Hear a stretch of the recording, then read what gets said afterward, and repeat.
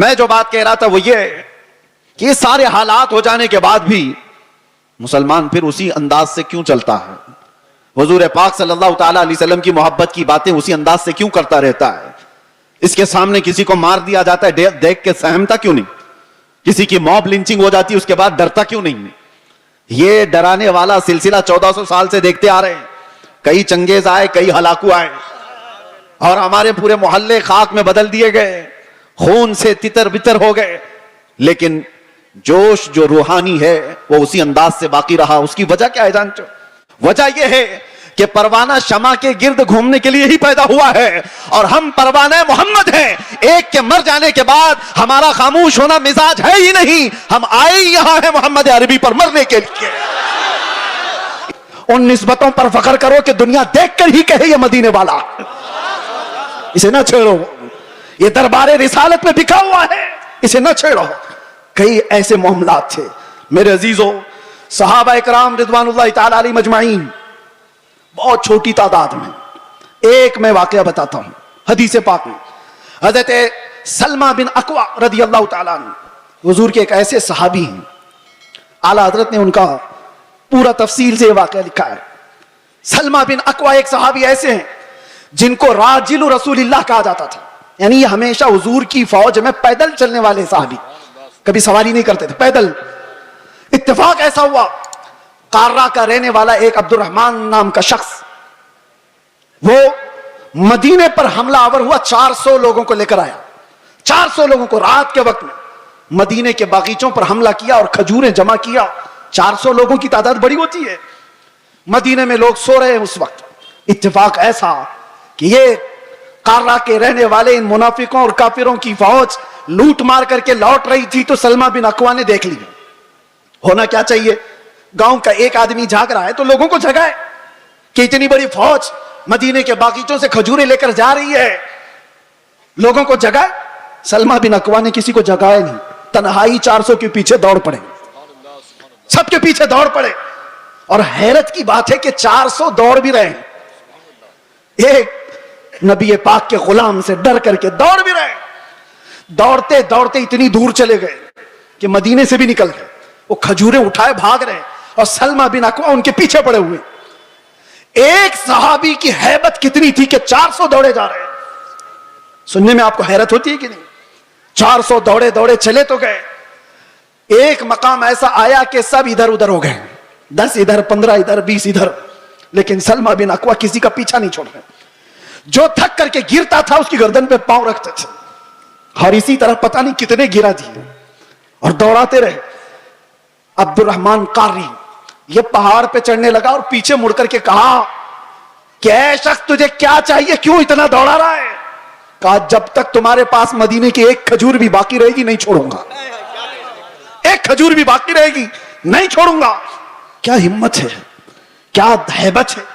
اور وہ سامنے والے بات بھی کر رہے ہیں. ایک بات یاد رکھنا, یہ سارا پاور کاجو بادام کا نہیں, یہ نسبت مصطفیٰ کا ہے. حضور پاک کا غلام ہے, حاوی ہے. 400 کے 400 کھڑے ادھر ادھر بکھر گئے. عبد الرحمن قارہ کا رہنے والا جو شخص تھا اس نے لوگوں سے کہا کہ جس کے کندھے پر جتنی کھجوریں وہ پھینک دو, یہ ایسا خونخوار لگ رہا ہے کہ ہم میں سے کسی ایک کو بھی چھوڑے گا نہیں. چھوڑ دو کھجوریں, جان بچاؤ اور نکلو. لوگوں نے کھجوریں پھینکی, سب کچھ پھینکا, اور بغیر کسی ایک بھی کھجور کے وہ لوگ واپس لوٹ گئے, سب چلے گئے. یہ سلمہ بن اکوع ساری کھجوریں جمع کر رہے ہیں, اور اٹھانے جتنی اتنی, اتنا زیادہ وزن ہے کہ ایک آدمی اٹھا نہ سکے. کھینچتے ہوئے مدینے کی طرف لے کر کے آ رہے ہیں. راستے میں ایک اور صحابی حضرت ابو قتادہ مل گئے. پوچھا کہ کدھر سے آ رہے ہو سلمہ بن اکوع؟ کہا ایسا ایسا حال ہو گیا تھا رات کو, اور میں ان کا پیچھا کیا اور سب کی کھجوریں واپس لے کر کے آ رہا ہوں. وہ مسکرائے, ارے بولنا تو چاہیے تھا, اور بھی تو لوگ آتے تمہارے ساتھ. تو سلمہ بن اکوع نے کہا مصطفیٰ کی محبت پر بھروسہ ہے, اکیلا ہی کافی تھا, مجھے وقت نہیں ملا کسی کو اٹھانے کا, میں خود ہی دوڑ پڑا. لیکن سلمہ بن اکوع نے پوچھا ابو قتادہ تم کیسے آ گئے؟ کہا مجھے میرے گھوڑے نے ہنہنا کر کے بتایا, یہ بہت ہنہنا رہا تھا اور اس راستے کی طرف منہ دکھا رہا تھا, تو میں اپنا گھوڑا لیا اور دوڑ پڑا, دیکھا تو تم راستے پر آ گئے. اب سنو, اعلیٰ حضرت فرماتے ہیں کون سی چیز تھی سلمہ بن اکوع کی جو یہ हैबत ان کے اندر پیدا کی ہوئی تھی, یہ طاقت و قوت اور یہ رعب پیدا کی ہوئی تھی. سنو, اعلیٰ حضرت لکھتے ہیں وجہ کیا تھی؟ یہ हैबت, یہ طاقت, یہ رعب. ایک تنہا انسان 400 پر بھاری کیسے ہوا؟ سلمہ بن اکوع کہتے ہیں بات یہ تھی کہ ایک بار نبی پاک صلی اللہ تعالی علیہ وسلم نے سب کو بیعت کرنے کے لیے بلایا. لوگوں کو حضور بیعت کر رہے تھے. حضور صلی اللہ تعالی علیہ وسلم سے حضرت سلمہ بن اکوع آلریڈی پہلے سے بیعت کیے ہوئے تھے. حضور نے سب کو بیعت کر کے پھر کہا سلمہ بن اکوع آ جاؤ تم بھی بیعت کر لو. میں نے عرض کیا یا رسول اللہ میں آلریڈی کر چکا ہوں, پہلے سے کیا ہوں. حضور نے فرمایا پھر سے اپنا ہاتھ دو. میں نے دوبارہ ہاتھ دیا. حضور پاک صلی اللہ علیہ وسلم پر بیعت کیا, ہاتھ پر بیعت کیا. پھر تھوڑی دیر کے بعد میرے آقا نے فرمایا سلمہ بن اکوع بیعت کر لو. حضرت سلمہ بن اکوع کہتے ہیں یا رسول اللہ 2 بار میں نے بیعت کر لیا. حضور نے فرمایا بار بار اپنا ہاتھ میرے ہاتھ میں دے تو سکتے ہو. سلمہ بن اکوع کہتے ہیں میں نے تیسری بار اپنا یہ ہاتھ دیا حضور پاک کے دربار میں, ان کے دستے پاک میں. نبی پاک صلی اللہ تعالی علیہ وسلم نے دعا فرمائی.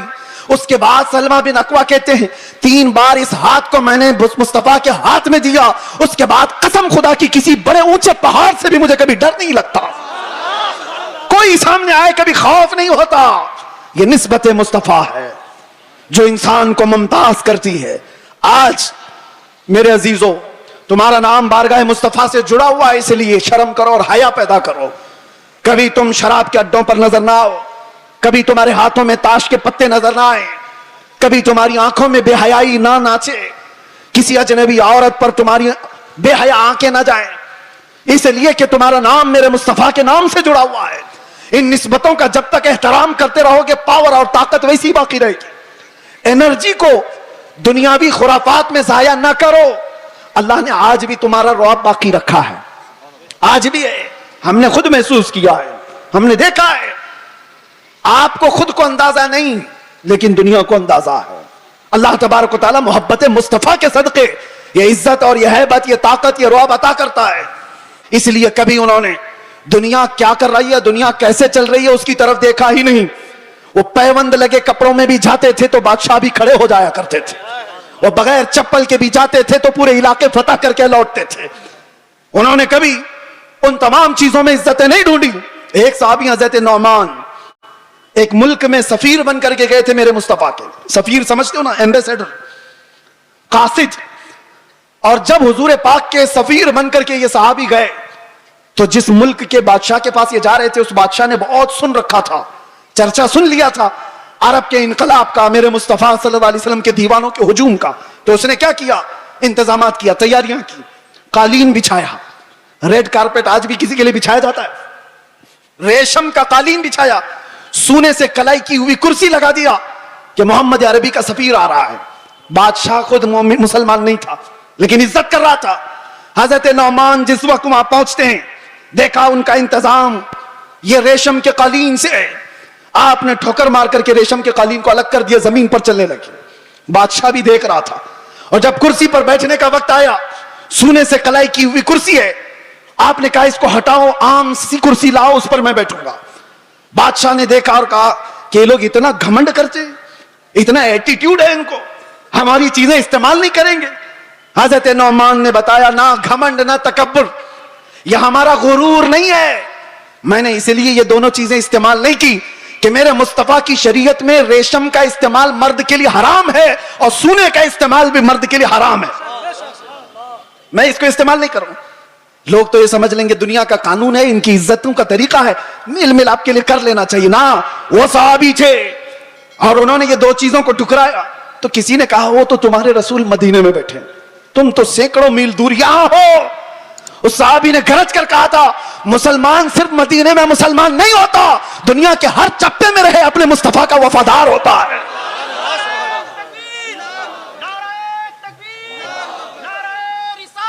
اپنے نبی کا وفادار ہوتا ہے. ان صحابہ نے عزتیں اپنے نبی کی نسبت میں ڈھونڈی تھی. آج لوگ یہ سمجھتے ہیں کہ دنیا کی چکا چوند میں رنگ جانے میں عزت مل جائے گی. کچھ نہیں ملنے والا ہے. زندگیاں گزر جائیں گی, لوگوں کے ٹھوکروں پر ہی جیتے رہ جاؤ گے, لوگ اچھالتے رہ جائیں گے. ہاں, نبی پاک صلی اللہ تعالی علیہ وسلم سے وفاداری اور ان کی محبت میں جو عزت ہے, میں کہتا ہوں چند تکلیفیں تو آ سکتی ہیں لیکن قلب کا جو سکون ہے وہ دنیا کی جھولیوں میں کبھی نہیں ملے گا. الحمدللہ ہم نے یہ چیز محسوس بھی کیا ہے. دنیا جس طرح بھی تکلیف دینے کی بات کرتی ہو, لیکن مصطفیٰ کریم کی یاد ہمیں سکون بخش دیتی ہے. ان کی یادیں ہمیں دل کی طمانینت عطا کر دیتی ہیں. آ جاؤ اے میرے سنی مسلمانوں, اعلیٰ حضرت کی اس بات پر ہم جمع ہو جاتے ہیں جس میں انہوں نے کہا تھا, آج لے ان کی پناہ, آج مدد مانگ ان سے, کل نہ مانیں گے قیامت میں اگر مان گیا. انہیں جانا, انہیں مانا, نہ رکھا غیر سے کام, للہ الحمد میں دنیا سے مسلمان گیا. سارے ٹینشن, سارے ڈپریشن کا ایک ہی علاج ہے, کس کو راضی کرو گے؟ ایک کو راضی کرو گے, دوسرا ناراض. دنیا یہی ہے. اسی لیے آؤ, سب کو راضی کر بھی نہ پاؤ گے, زندگیاں ختم ہو جائیں گی. اسی لیے اعلیٰ حضرت کہتے ہیں سارے ٹینشن, سارے ڈپریشن کا ایک ہی علاج ہے, انہیں جانا, انہیں مانا, نہ رکھا غیر سے کام, للہ الحمد میں دنیا سے مسلمان گیا. اپنے آپ کو بارگاہ مصطفیٰ کے حوالے کرو. بمصطفیٰ برساں خیش کے دی ہما اوست, گر بؤ نہ رسیدی تمام بول حبیست. یہ اقبال کہتا ہے اپنے آپ کو نبی کے قدموں تک پہنچا دے, اسی کا نام دین ہے. اور اگر تو وہاں تک نہیں پہنچا تو زندگی ابو لہب کی طرح ہے, زندگی ابو لہب کی طرح ہے. اے نوجوانوں, نبی پاک صلی اللہ تعالیٰ علیہ وسلم سے وفاداری کا مطلب کیا ہے؟ وفاداری کس کو کہتے ہیں؟ ابھی میں کہوں گا تو نعرے زور سے لگاؤ کہ یہ وفاداری ہے, اور پھر ایک ڈنڈا پڑے تو سارے بھاگ جائیں, یہ وفاداری ہے. وفاداری یہ نہیں. وفاداری طوفانوں میں بھی کھڑے رہے, آندھیوں میں بھی کھڑے رہے, اور شریعت مصطفیٰ کو آنچ آنے نہ دے, شریعت مصطفیٰ پر اپنے عمل کے ذریعے سے اس کو مضبوطی عطا کرے. یہ وفاداری ہے. مثال کے طور پر میں اگر کسی کو کوئی چیز دے کر کے جاتا ہوں, ایک کپڑا ہی صحیح, محبت کا تقاضا تو یہ ہے کہ لوگ اس کو سنبھال کر رکھیں گے, صحیح بات ہے. میں اگر اپنا امامہ کسی کو دے دوں, 4 لوگوں کو, اور میں کہوں کہ اس کو سنبھالو, تمہاری اگر محبت ہے تو اس چیز کو سنبھال کر رکھو گے. لیکن وقت ایسا آیا کہ ساری جگہوں پر بولتے تو گھوم رہے, ہمارے پاس یہ ہے, ہمارے پاس امامہ ہے, ہمارے پاس کپڑا ہے, لیکن پوچھا گیا ہے کہاں؟ پتا چلا کسی گٹر میں رکھا ہوا ہے, کسی کیچڑ میں ہے, کسی مٹی میں ہے, کہیں پڑا ہوا ہے. بس زبانوں پر ہے کہ ہمارے پاس ہے, بلا تشبیہ بلا تمثیل. دین مصطفیٰ کے ساتھ ہم نے یہی کیا ہوا ہے. فخر تو کرتے ہیں کہ ہم مسلمان ہیں, اسلام ہمارے پاس ہے. کہاں ہے وہ اسلام؟ نہ عورتوں پہ نظر آ رہا ہے, نہ بچیوں پہ نظر آ رہا ہے, نہ شادیوں میں نظر آ رہا ہے. وہ اسلام ہے کہاں؟ زبانوں پر. وفاداری اس کو نہیں کہتے. وفاداری یہ ہے کہ تمہارے جسم پر اسلام نظر آئے, تمہارے عمل میں اسلام نظر آئے, تمہارے اخلاق میں اسلام نظر آئے, تمہارے بول چال میں, تمہارے طریقہ کار میں اسلام نظر آئے. مسجدوں میں کیوں نہیں نظر آتا؟ فجر میں کیوں غائب ہو سارے کے سارے؟ اسلام کہاں ہے؟ میرے عزیزو, نعرہ لگانا یہ دنیا کا سب سے آسان کام ہے. یہ شہادت کہے الفت میں ہے قدم رکھنا, لوگ آسان سمجھتے ہیں مسلمان ہونا. اور اسی لیے میرے آقا صلی اللہ علیہ وسلم نے ایک صحابی سے فرمایا تھا, ہم تو چھوڑو, ہم تو بہت نکمے لوگ ہیں, بہت دور کے ہیں. وہ صحابہ تھے جو دنیا کے سب سے اچھے لوگ تھے. ایک صحابی نے آ کر کے حضور سے اتنا کہا تھا, واللہ انی لا احبک یا رسول اللہ, قسم خدا کی ہے اللہ کے رسول میں آپ سے بہت محبت کرتا ہوں. حضور نے کیا فرمایا جانتے ہو؟ انظر ماذا تقول, سوچ کے بول کیا کہہ رہا ہے. ہم تو آسانی سے کہتے نا یا رسول اللہ آپ سے ہم پیار کرتے ہیں, محبت کرتے. صحابی نے جب یہ کہا تھا, حضور فرماتے ہیں سوچ کے بول کیا کہہ رہا ہے. انہوں نے دوسری بار کہا, قسم خدا کی یا رسول اللہ میں بہت محبت کرتا ہوں. حضور نے پھر کہا, سوچ سمجھ کر کے بول. تیسری بار انہوں نے کہا, قسم خدا کی یا رسول اللہ میں آپ سے محبت کرتا ہوں. تب میرے آقا نے فرمایا, اگر تو اپنی بات میں سچا ہے تو پھر انتظار کر, مصیبتیں ایسے آئیں گی جیسے پہاڑ سے پانی گرتا ہے, اتنی تیز آئیں گی مصیبتیں, اس کے لیے تیار رہ جا. تو یہ صحابی کو حضور نے فرمایا ہے. جب ہم بارگاہ مصطفیٰ میں اپنی محبت کا اظہار کرتے ہیں تو دنیا نوچ کھانے کے لیے دوڑتی ہے. یہ سارے جو معاملات ہمارے ساتھ ہوتے ہیں یوں ہی نہیں ہوتے. مصلحت کی باتیں کرو, کوئی ہم سے نہیں پوچھے گا. آپ یہ ولولہ انگیز باتیں, جذبات کی باتیں نہ کرو, کوئی نہیں پوچھے گا.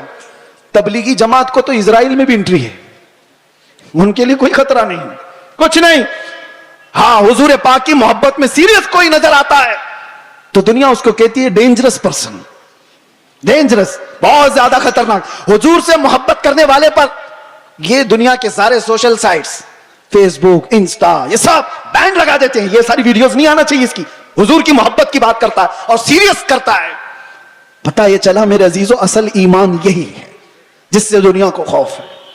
لیکن آپ کو میں یہ کہتا ہوں, نبی پاک صلی اللہ تعالی علیہ وسلم کی اس محبت کا اظہار کرنے کے بعد آپ پر چاہے جتنی بھی مصیبتیں آئیں، جمے رہو گے، ڈٹے رہو گے، تو رب فرماتا ہے تتنزل علیہم الملائکہ، تم پر اللہ کے فرشتے اتارے جائیں گے، وہ یہ کہتے ہوئے آئیں گے لا تخافوا ولا تحزنوا، گھبراؤ مت، ڈرو مت، ان قریب اللہ نے جس جنت کا وعدہ کیا ہے وہ جنت تمہارے انتظار میں، ڈرو مت، گھبراؤ مت۔ اسی لیے میرا آخری یہ میسج ہے سب کو کہ مصطفیٰ کریم صلی اللہ تعالیٰ علیہ وسلم کے دربار میں اپنے آپ کو سپرد کرنے کا مطلب یہ، ان کی شریعت طاہرہ کو زندہ رکھو۔ حالات اتنے پیچیدہ ہوتے چلے جا رہے ہیں، دنیا کی سب کی نظریں تمہاری طرف ہے، تمہارے اخلاق کی طرف، تمہارے کردار کی طرف، اور یاد رکھنا میں آج اظہار بھی کر دیتا ہوں، محبت مصطفیٰ کا مطلب یہ نہیں ہے کہ کسی جگہ اپنے آپ کو بم باندھ کر کے بلاسٹ کر لے، یہ سنیوں کا شیوا نہیں، یہ عاشق رسول کا شیوا نہیں ہے۔ عاشق رسول کھلے میدان میں بات کرتا ہے، یہ تمام چیزیں جو حرکتیں ہندوستان کی سرزمین پر ہو یا دنیا کی کسی سرزمین پر، آتنکواد جس کو کہا جائے، دہشت گرد جس کو کہا جائے، ٹیررزم جس کو کہا جائے، عشق مصطفیٰ سے اس کا رائی کے دانے کے برابر بھی تعلق نہیں ہوتا۔ ہم ایسے لوگوں کو نہیں جانتے، ایسے لوگوں کو نہیں مانتے۔ اور نوجوانوں، ایسا کبھی کوئی بہکائے تو کان کھڑے کر لینا توجہ سے، کہ اپنے آپ کو ہلاکت میں ڈالنا قرآن کبھی اس کی اجازت نہیں دیتا، اور ناحق کسی ایسے عام آدمی کی جان لینا یہ تو بہت دور کی بات ہے۔ اسلام تمہیں بلی کو بھی اگر باندھ کر کے رکھا اور کھانا پانی نہیں دیا، مر گئی تو جہنم میں چلا جائے گا، یہ حدیث پاک میں موجود ہے۔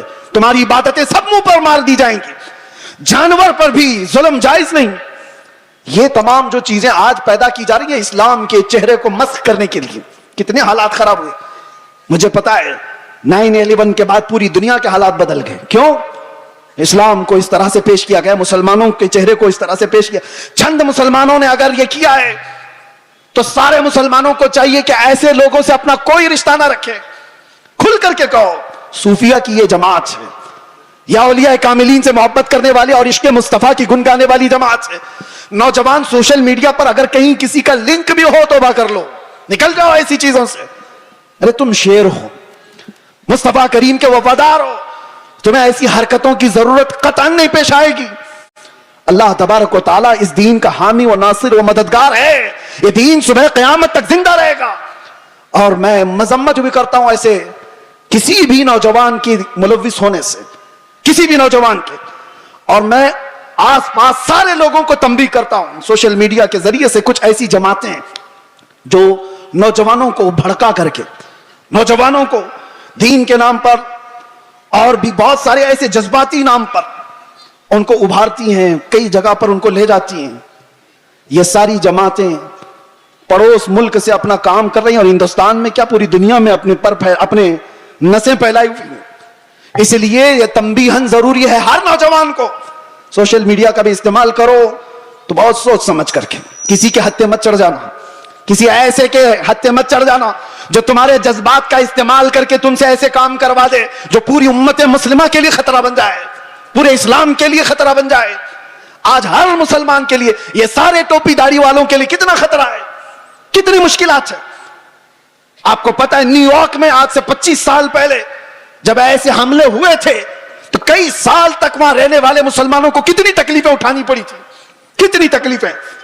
اور کئی مرتبہ ایسا بھی ہوا کہ ایک چیز ہے ایکسٹریمزم، یہ جو شدت پسندی ہے وہ دوسری شدت پسندی کو جنم دیتی ہے، ایک طرف سے شدت ہو تو دوسری طرف کی بھی شدت کو وہ جنم دیتی ہے۔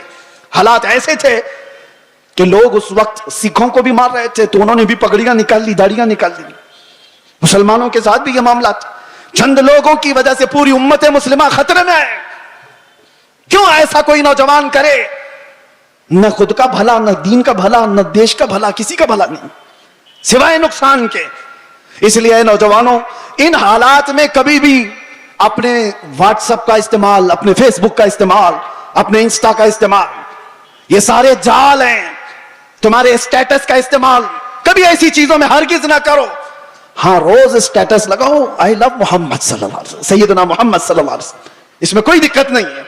اپنے نبی پاک سے عشق کا اظہار روز صبح شام کرو، اس میں کوئی دقت نہیں ہے۔ اپنے دین اسلام کی اچھی باتوں کو نشر و اشاعت کرو، یہ بہت خوب بات ہے۔ لیکن کچھ ایسی گتیویدھیوں کے ساتھ تم جڑے رہو گے تو خود کو بھی خطرے میں ڈالو گے، خاندان کو بھی اور قوم کو بھی، پوری امت کو بھی۔ اور اللہ قرآن میں فرماتا وَلَا تُلْقُوا بِأَيْدِيكُمْ إِلَى التَّهْلُكَةِ، اپنے آپ کو ہلاکت میں ہرگز مت ڈالنا۔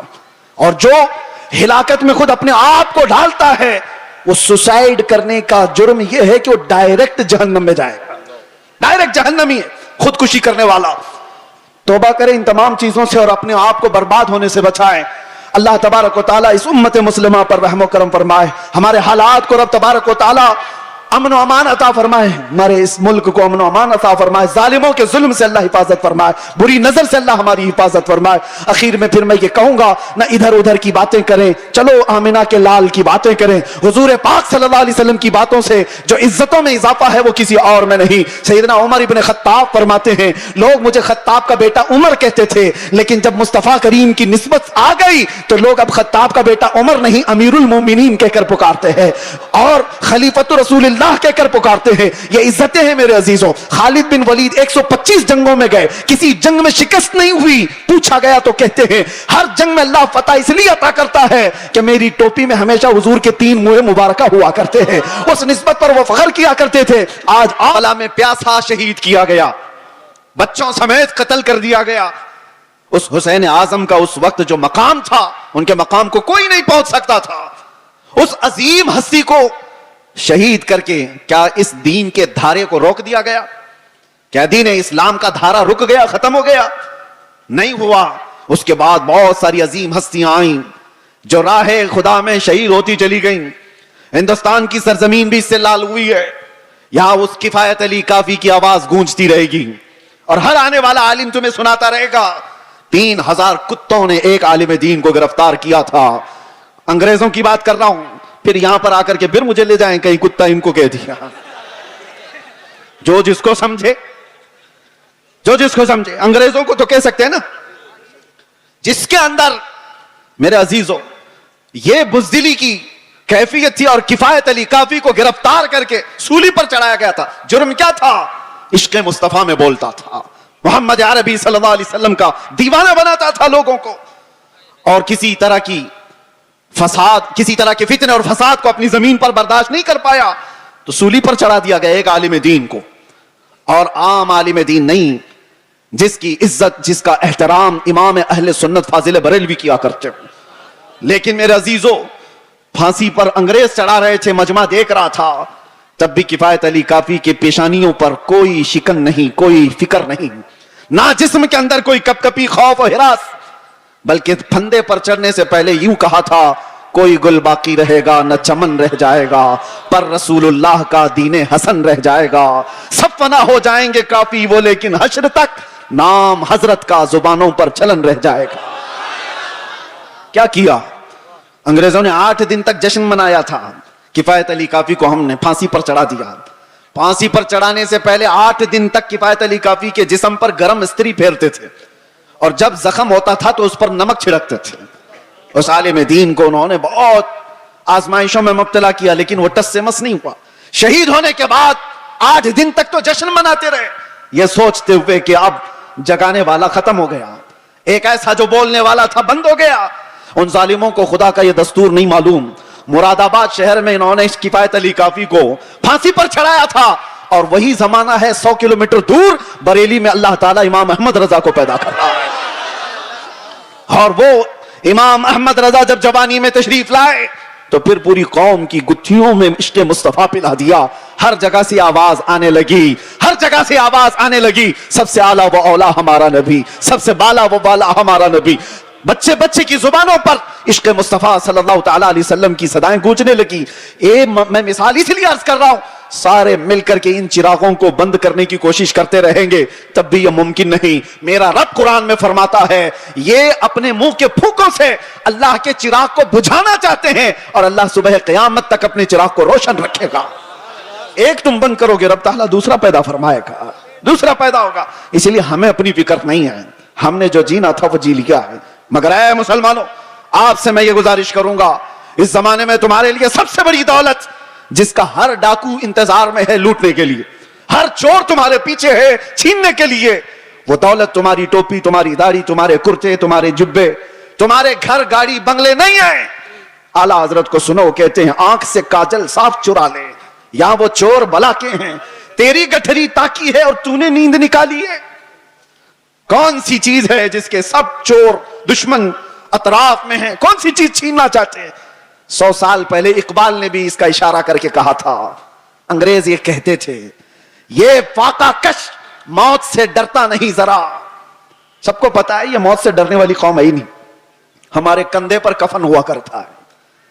ڈر اس کو ہو جسے لگے کہ موت کے بعد اندھیرا اندھیرا اندھیرا. ڈر اس قوم کو کیا لگے ادھر آنکھیں بند ہو ادھر مصطفیٰ کا دیدار ہو. اسے ڈر نہیں. دنیا یہ جانتی ہے. تو انگریز کیا کہتے تھے؟ یہ فاقہ کش, بھوکا رہتا ہے, پیاسا رہتا ہے, موت سے ڈرتا نہیں ذرا. کون سی چیز ہے اس کو جو نڈر بنائی ہوئی ہے؟ کون سی چیز ہے جو اس کو بے خوف بنائی ہوئی ہے؟ اقبال کہتے ہیں روح محمدی اس کے بدن سے نکال دو. وہی کہتا تھا انگریز, روح محمدی اس کے بدن سے نکال دو. اور اعلیٰ حضرت بھی وہی کہتے ہیں آنکھ سے کاجل صاف چرا لیں. آنکھ سے کاجل چرانے کا مطلب کیا ہے؟ ارے یہ ڈبی والا کاجل نہیں. ایک مومن کی آنکھ کا کاجل عشق مصطفیٰ ہوا کرتا ہے. محبت مصطفیٰ اگر تمہارے پاس ہے تو تمہاری آنکھوں کا کاجل ہے. اور اسی کے چور اطراف میں گھوم رہے ہیں, اسی کے چور, اسی کے ڈاکو. اب تو زمانہ ایسا آئے گا کہ لوگ مداہنت پسند ایسے ہوں گے. میاں کیا ضرورت ہے ایسی باتیں کرنے کی, کیا ضرورت ہے؟ یاد رکھنا یہ تمام مصلحت پسندی کو میں نے دوسرے ملکوں میں دیکھا ہے. سعودی عرب کے کئی ایسے علاقے جنہوں نے اپنے بچوں کو ماڈرنائز کرنے کے لیے آسٹریلیا میں, امریکہ میں بچپن سے پڑھایا, اور وہ بچے جہاں سے اسلام پھیلا ہے واپس آئے ہیں تو پوچھتے ہیں ہو از دا محمد.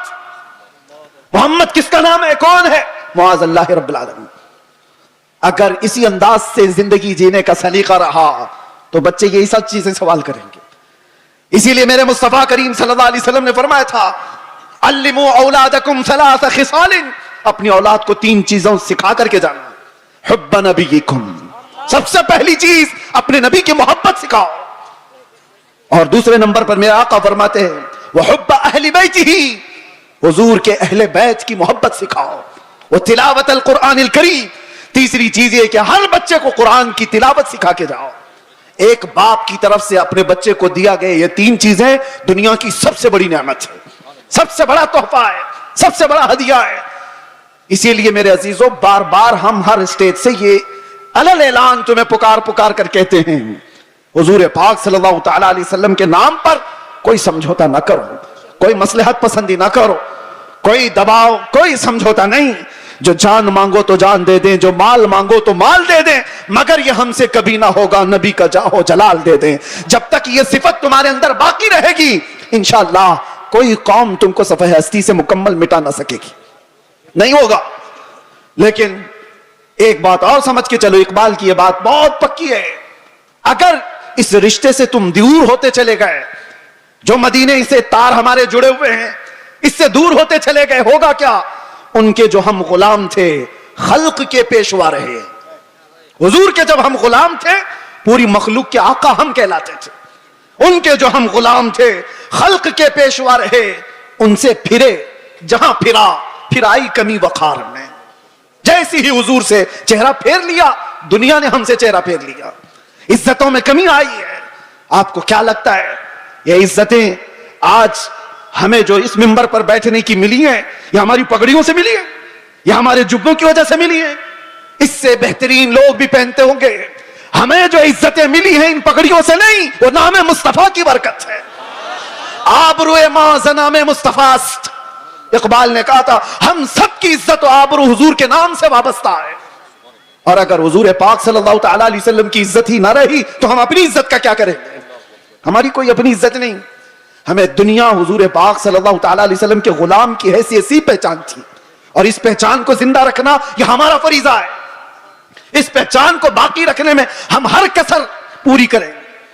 اسی لیے میں نے کہا تھا ابھی چند دنوں قبل, آپ کے سامنے دہراتا ہوں, چند دنوں پہلے, وہ تو میں باہر آنے کے بعد قید سے پہلی مرتبہ بنگال آپ کے سامنے آیا ہوں, لیکن آپ کو ایک بات بتا رہا ہوں. ابھی میں نے کہا انگریزوں کے متعلق ہماری زبان سے نکل جاتا ہے کتے کا لفظ, نکل جاتا ہے, اور سب کو پتا ہے. اسی بات پر مجھے 8 مہینے اندر رکھ دیا. میں کہتا ہوں میرے عزیزوں علل اعلان کہتا ہوں, دنیا کو سب کو کہتا ہوں, اگر تمہیں کہنا ہے مجھے ایک بار نہیں 1000 بار کتا کہو دربار رسالت کا, محمد عربی کا, ہمیں ذرا برابر بھی فرق نہیں پڑے گا, بلکہ ہم تو اس کو دنیا کا سب سے بڑا لقب سمجھیں گے, سب سے بڑی عزت ہے. سگے طیبہ سب مجھے کہہ کہہ کے پکارے بے دم, یہی رکھیو میری پہچان مدینے والے, یہی رکھیو میری پہچان مدینے والے. میں تم سے پوچھتا ہوں, اگر تمہیں بارگاہ مصطفیٰ کا کتا کہا جائے تو کسی کو شرم آئے گی, کسی کو عیب لگے گا؟ وجہ یہ ہے کہ ہم ان نسبتوں پہ فخر کرتے ہیں. میں ان سے کہتا ہوں تمہیں اگر اس بات پر شرم آتی ہے تو ایسی نسبتوں کو چھوڑو. جن کو یہ لگتا ہے عیب لگتا ہے وہ ان نسبتوں کو چھوڑیں. آئیں جہاں پر بندہ حضور کے دربار میں اپنے آپ کو کتا بھی کہتا ہے تو اسے فخر محسوس ہوتا ہے, لیکن اس کا مطلب یہ نہیں. ہم نے بارگاہ مصطفیٰ میں اپنی نسبتیں خاکستر ہونے کے انداز سے پیش تو کی, مگر میرے مصطفیٰ کی غیرت دیکھو. رسول پاک صلی اللہ علیہ وسلم نے ہمیں مجمع میں کتے کی حیثیت سے نہیں پیش کیا, جس مجمع میں گئے شیر کی حیثیت سے پیش فرمایا. یہ صرف ہمارے لیے نہیں ہے, جو بھی بارگاہ مصطفیٰ کی نسبت پر فخر کرتا ہے دنیا اسے ہلکے میں نہیں لے گی, پھر اللہ تبارک و تعالیٰ اس کی عزتیں بڑھا دیتا ہے. اعلیٰ حضرت نے زندگی بھر بارگاہ مصطفیٰ میں اپنی نسبتوں پر فخر کیا ہے, اور غوثیت مآب کے دربار پر نسبت جوڑتے ہوئے کیا کہا تھا بریلی کے تاجدار نے؟ غوث پاک کے دربار میں کیا کہا تھا پتہ؟ ہم تو کہہ دیتے ہیں غوث پاک کا مرید ہوں, غوث پاک کے سلسلے کا مرید ہوں. مرید ہونا, خادم ہونا یہ اپنی جگہ پر, وقت کا مجدد جس کو اللہ تبارک و تعالیٰ نے 55 سے زیادہ علوم و فنون پر مہارت دی ہے, 1000 سے زیادہ کتابیں لکھا ہو, تقوی و طہارت کا امام, لیکن غوث پاک کے دربار میں جب بات کرنی ہو تو یوں کہتا ہے اے غوثیت مآب تجھ سے در, در سے سگ, اور سگ سے ہے مجھ کو نسبت. سگ کس کو کہتے ہیں؟ سگ کتے کو کہتے ہیں. اعلیٰ حضرت کہتے ہیں یا غوث تجھ سے در, در سے سگ, اور سگ سے ہے مجھ کو نسبت. میری گردن میں بھی ہے دور کا ڈورا تیرا, اور اس نشانی کے جو سگ ہیں نہیں مارے جاتے. سگ کا مطلب کتا فارسی میں. اعلیٰ حضرت کہتے ہیں اس نشانی کے جو کتے ہیں مارے نہیں جاتے. حشر تک میرے گلے میں رہے پٹا تیرا, جس کے پاس بھی یہ نسبت موجود ہے وہ مارے نہیں جاتے, پکڑے نہیں جاتے. میونسپلٹی بیلٹ والے کتے کو نہیں اٹھاتی, ہاں انجیکشن اس کو مارا جاتا ہے جو آوارہ ہے, دوسروں کو کاٹ کھانے دوڑتا ہے, لیکن جس کتے کے گلے میں پٹا ہوتا ہے اسے چھوڑ دیا جاتا ہے. وہ نشانی ہے کہ اس کا کوئی مالک ہے, یہ کسی کا پالا ہوا ہے. اسی لیے آوارہ مت رہو, ان نسبتوں پر فخر کرو کہ دنیا دیکھ کر ہی کہے یہ مدینے والا. اسے نہ چھیڑو, یہ دربار رسالت میں بکھا ہوا ہے, اسے نہ چھیڑو. کئی ایسے معاملات تھے میرے عزیزوں. لکھنؤ میں آج سے 2-3 سال پہلے ایک کتا آیا تھا جو اپنا نام بھی بدل لیا تھا, یاد ہوگا, بہت ٹی وی پر بٹھا دیا جاتا تھا, دھرم بھی بدل لیا, نام بھی بدل لیا, ہاں, اور سوچنے لگا کہ اسلام ایسا ہے ویسا ہے, بہت بہت کچھ پھیلایا. 6 مہینے کے بعد رو رو کر کے لوگوں سے گڑ گڑانے بھی لگا کہ مجھے بچا لو, میری جان پہ خطرہ ہے. میں نام یا ذکر نہیں کرتا اس لیے کہ سٹیج ناپاک نہ ہو, لیکن ایک بات یاد رکھو, حضور پاک صلی اللہ تعالیٰ علیہ وسلم کے اس دین پاک سے غداری کر کے جو دوسری جگہ عزت ڈھونڈتا ہے, قرآن کیا کہتا ہے؟ وَمَن يَبْتَغِ غَيْرَ الْإِسْلَامِ دِينًا فَلَن يُقْبَلَ مِنْهُ. اللہ تعالیٰ نے قرآن میں فرمایا, اور یہی بات میں آپ سے کہتا ہوں. اعلیٰ حضرت کیا کہتے ہیں سنو. اعلیٰ حضرت فرماتے ہیں بارگاہ مصطفیٰ صلی اللہ تعالیٰ علیہ وسلم سے جو غداری کیا, جو ان کے در سے یار پھرتے ہیں, در بدر یوں ہی خار پھرتے ہیں, در بدر یوں ہی خار پھرتے ہیں. عزت ڈھونڈو آمینہ کے لال کے پاس, عزت ڈھونڈو گنبد خضرا کے مکین کے پاس. ہم نے دنیا میں دیکھا ہے جو نبی پاک کی غلامی کو اپنائے ہیں 70 سال کے بھی ہوتے ہیں تو ان کی خوبصورتی میں فرق نہیں آتا, 80 سال کے بھی ہو جائیں تو ان کو بوڑھا کوئی نہیں کہتا. آج بھی موجود ہے ہمارے مشائخ, لیکن عزتوں میں کوئی کمی نہیں. اور جنہوں نے پوری ہندوستان میں فتنہ و فساد مچا کر کے سیاست کیا تھا, 90 سال کے اوپر بھی ہو گئے, ابھی مرنے کو تیار نہیں. ایسے بہت سارے لیڈر بیٹھے ہوئے ہیں جن کو کوئی پوچھتا بھی نہیں, اخبار کے کسی کونے میں ان کا نام بھی نہیں. بہت سارے ایسے 40 سال لوگوں کی نوکریاں کرتے رہے. میں جاب کی بات نہیں کر رہا ہوں, سیاست میں اس کی چاٹتے رہ گئے تلوے, اور کچھ نہیں حاصل کر پائے. لیکن میرے مصطفیٰ کی غلامی جس نے اپنے گلے میں ڈال دیا تھا، پھر دیکھو حضور تاج الشریعہ کے آخری ادوار کو ہم نے دیکھا ہے، ظاہری زندگی کے آخری دور کو بھی دیکھا ہے۔ میرے عزیزوں 75 سال کی عمر ہو گئی تھی، 1 لاکھ نوجوانوں کو، خوبصورتوں کو ایک طرف بٹھاؤ اور ایک طرف بریلی کے اس شہزادے کو بٹھاؤ، اور دیکھو دنیا کس کی طرف دیکھتی ہے۔ کیوں؟ یہ چہرے پر غازہ اور یہ چہرے پر کشش، یہ پاؤڈر اور لالی کی نہیں، یہ مصطفیٰ کریم کی غلامی کی ہے۔ مصطفیٰ کریم صلی اللہ تعالی علیہ وسلم کے محبت کا جو جمال ہے وہ کبھی کم نہیں ہوتا۔ بچپن میں ہم سنتے آتے تھے محمد کے غلاموں میں بڑھاپا آ نہیں سکتا، اسی لیے عزت ادھر ادھر کیوں ڈھونڈتے ہو، کیوں جاتے ہو؟ ان نوجوانوں پر مجھے بڑا ترس آتا ہے جو کہتے ہیں دنیا پتہ نہیں کیا کہے گی، 5 گرام کی ٹوپی ان کو بھاری لگتی ہے، 5 کلو کی پھٹی جینز پہن کر کے فیشن سمجھتا ہے، داڑھی اس کو بہت بھاری لگنے لگتی ہے، چبھتی ہے، گڑتی ہے، روز اس کو نکال کر کے گٹر نالی میں پھینک دیتا ہے، اور داڑھی بھی بیچاری اتنی ضدی ہے، روز آ کر کے اس کو بتاتی ہے تم مرد ہے، وہ نکال کر کے کہتا ہے نہیں ہوں میں، وہ بھاگ رہا ہے۔ کیسی حیرت کی بات ہے، تم ضد پہ اڑے ہو کہ نہیں ہوں میں، اور وہ بھی ضد پہ اڑی ہے، روز آ کے بتاتی ہے کہ تم مرد ہے، بیچارہ آخری دم تک ماننے کو تیار نہیں۔ اور حیرت کی بات ہے جب ان سے پوچھا جائے دنیا کا سب سے حسین چہرہ کون سا تھا تو سب ایک زبان ہو کر کہتے ہیں آمینہ کے لال کا چہرہ سب سے حسین تھا۔ پھر میں پوچھتا ہوں اس آمینہ کے لال کے چہرے پر جب داڑھی تھی تو تجھے عیب کیوں لگتی ہے، تجھے بری کیوں لگتی ہے؟ دنیا کا سب سے زیادہ حسین چہرہ میرے مصطفیٰ کا تھا، اور وہ داڑھی والا تھا۔ اور ایک بات ان عورتوں سے بھی کہتا ہوں جو عورتیں کھلے بال میں سمجھتی ہیں کہ یہ فیشن ہے، آدھے ننگے پن کو سمجھتی ہیں فیشن ہے، یعنی دنیا نے ان کو یہ بتایا ہے کہ ننگے رہنے کو فیشن کہتے ہیں، آدھے کپڑے پہننے کو فیشن کہتے ہیں۔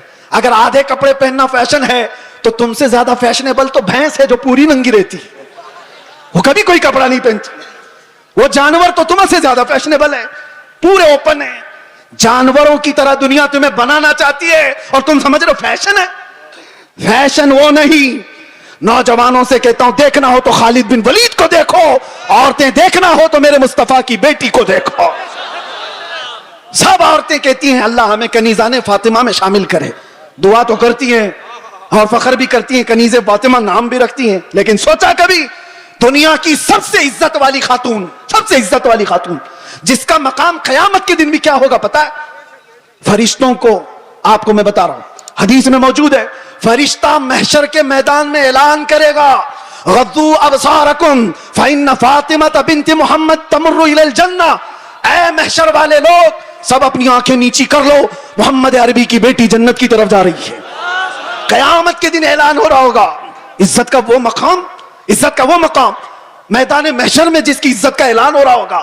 لیکن میں خواتین سے کہتا ہوں دنیا کی سب سے عزت والی خاتون کے سر پر ہمیشہ دوپٹہ رہا، اور تم سمجھتی ہو عزت کھلے بن میں ہے، فیشن کرنے میں۔